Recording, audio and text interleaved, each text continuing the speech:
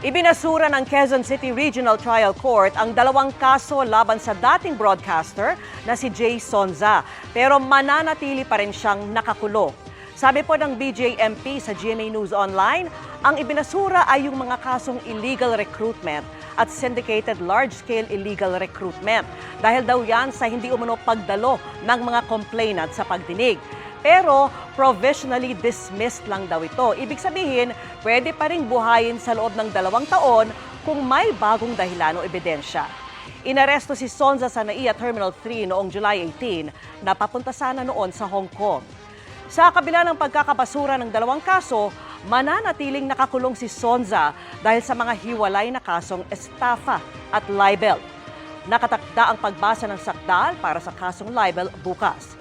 Sinusubukan pa rin namin kunan ng pahayag si Sonza. Mga kapuso, kasama nyo kami 24 oras. Mag-subscribe sa GMA Integrated News sa YouTube. Sa mga kapuso abroad, bisitahin ang GMA Pinoy TV at www.gmanews.tv.